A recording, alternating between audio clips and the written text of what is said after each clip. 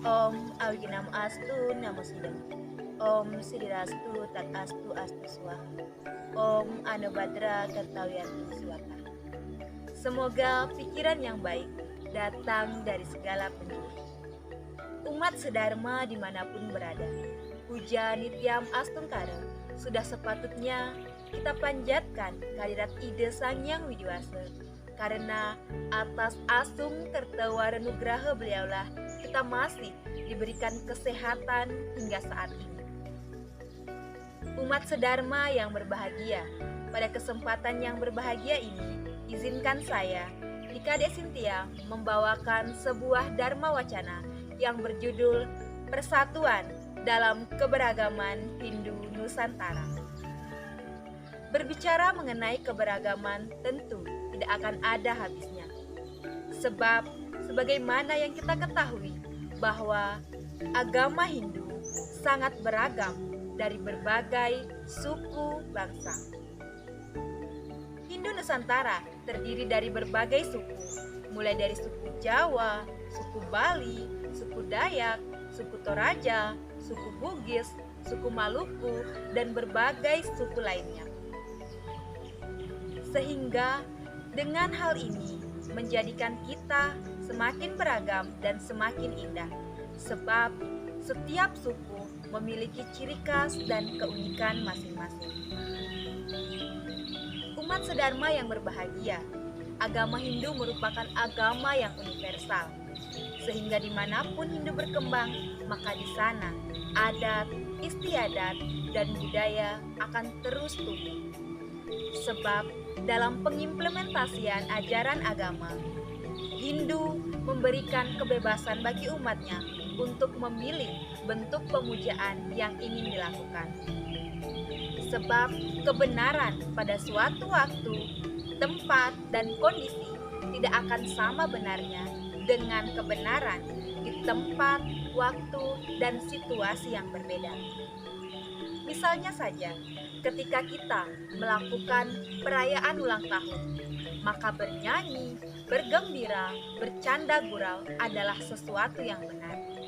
Tetapi apabila kita bernyanyi, bergembira, bersanda gurau ketika ada sanak saudara yang mengalami kedukaan, maka hal tersebut menjadi salah adanya. Begitu pula dengan pengimplementasian ajaran agama. Pada suatu kondisi, pada suatu waktu, pada suatu tempat tidak akan sama benarnya dengan situasi dan kondisi pada tempat yang berbeda.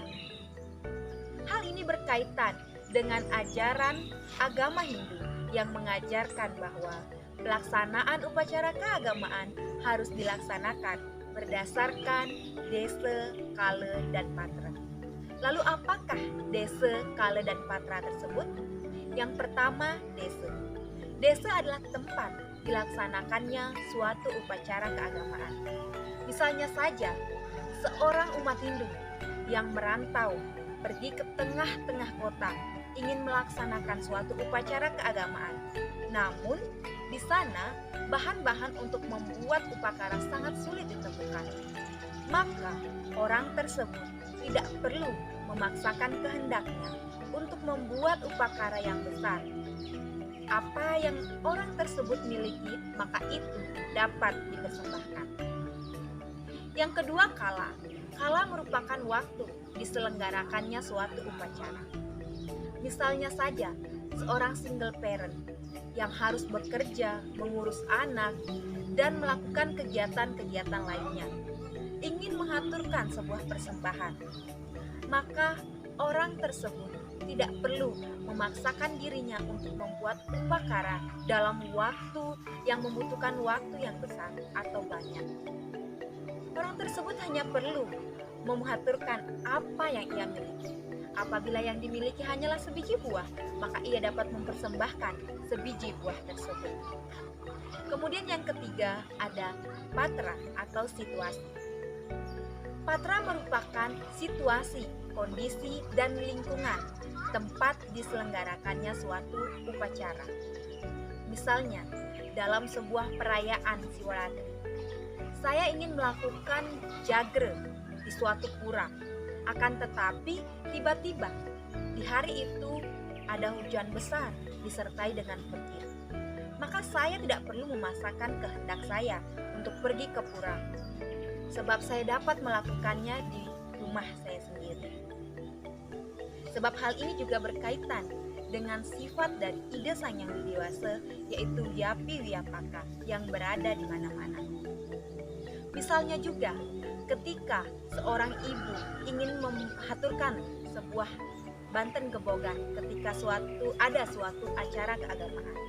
Akan tetapi ibu tersebut hanya memiliki beberapa biji buah, beberapa jenis bunga, dan beberapa daun-daunan.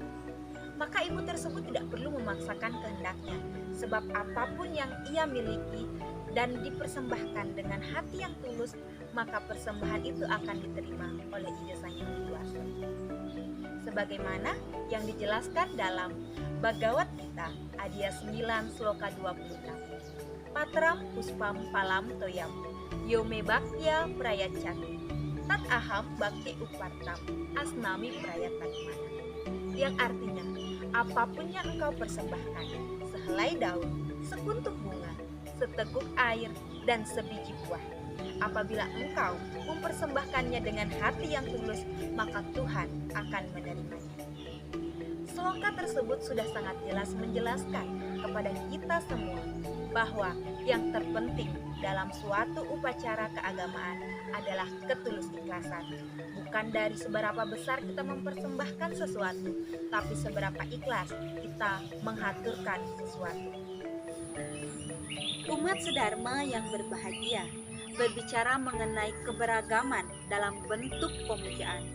Hal ini juga berkaitan dengan tatwa Hindu, yaitu Nawa Widabhakti atau 9 bentuk pemujaan kepada ide Sang Yang Widiwasa. Adapun bagian-bagiannya, yang pertama adalah Srawanam atau mendengarkan kisah-kisah keagungan Tuhan. Yang kedua ada Smaranam atau bentuk pemujaan yang dilakukan dengan mengingat nama Tuhan. Selanjutnya ada Kirtanam atau bentuk pemujaan yang dilakukan dengan mengulang-ulang nama Tuhan. Yang keempat ada Arcanam atau bentuk pemujaan yang dilakukan dengan menggunakan sarana berupa arca. Selanjutnya ada Padasewanam atau bentuk pemujaan yang dilakukan dengan memberikan pelayanan. Selanjutnya ada Wedanam atau bentuk pemujaan yang dilakukan dengan mempelajari kitab suci. Selanjutnya ada Sakyanam atau bentuk pemujaan yang dilakukan dengan menjadikan Tuhan sebagai sahabat. Selanjutnya ada Dasyanam atau bentuk pemujaan yang dilakukan dengan berpasrah diri. Dan yang terakhir ada Atmaniwedanam atau bentuk pemujaan yang dilakukan dengan menyerahkan diri secara total. Berkaitan dengan Nawa Widabhakti, hal ini tentunya juga memiliki keterhubungan dengan ajaran Catur Marga Yoga. Ya, 4 jalan untuk mencapai Tuhan. Adapun bagian-bagiannya, yang pertama yaitu Raja Marga Yoga atau bentuk atau cara mencapai Tuhan yang dilakukan dengan melalui tapa, brata, yoga, dan samadhi. Kemudian yang kedua ada Jnana Marga Yoga, yaitu cara untuk mencapai Tuhan yang dilakukan dengan jalan pengetahuan. Yang ketiga ada Karma Marga Yoga, yaitu jalan mencapai Tuhan yang dilakukan dengan berbuat atau bertingkah laku. Dan yang terakhir yaitu Bhakti Marga Yoga, yaitu jalan untuk mencapai Tuhan yang dilakukan melalui cinta kasih. Berkaitan dengan keberagaman umat Hindu dalam bentuk pemujaan maupun jalan untuk mencapai Tuhan, hal ini dijelaskan dalam Bhagavad Gita Adhyaya 4 Sloka 11 yang berbunyi Ye yatamam prapadyante tam stataiwa bajamyaham Mama Farma Nuwartante Manusia Parta Sarwasa, yang artinya sejauh mana seseorang menyerahkan dirinya kepadaku, maka sejauh itu akan aku berkahi mereka. Sebab semua orang menempuh dan mencari, wahai putra Parta. Sloka ini menjelaskan bahwa Tuhan Yang Maha Esa akan memberikan berkah kepada seseorang sesuai dengan apa yang dilakukan. Dan ide Sang Yang Widiwasa tidak pernah mendoktrin umatnya untuk melakukan sebuah jalan untuk mencapai beliau. Umat sedharma yang berbahagia, agama Hindu tidak hanya beragam dalam bentuk pemujaan dan juga jalan untuk mencapai Tuhan, tetapi umat Hindu juga beragam dalam penyebutan nama Tuhan. Misalnya saja, Hindu Bali menyebut Tuhan dengan sebutan Ida Betara. Kemudian Hindu Dayak menyebut Tuhan dengan sebutan Ranying Hatala Langit. Hindu Bugis menyebut Tuhan dengan sebutan Dewata Sewai. Kemudian Hindu Toraja menyebut beliau dengan sebutan Opung Matatoa.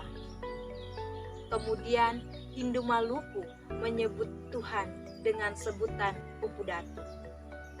Lalu apakah sebutan-sebutan tersebut salah? Tentu tidak, sebab analoginya seperti ini. Ketika saya berada di rumah, maka saya disebut sebagai seorang anak.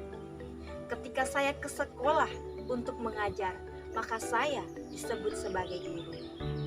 Ketika saya melanjutkan pendidikan dan melakukan proses pembelajaran di perguruan tinggi, maka saya disebut sebagai seorang mahasiswa.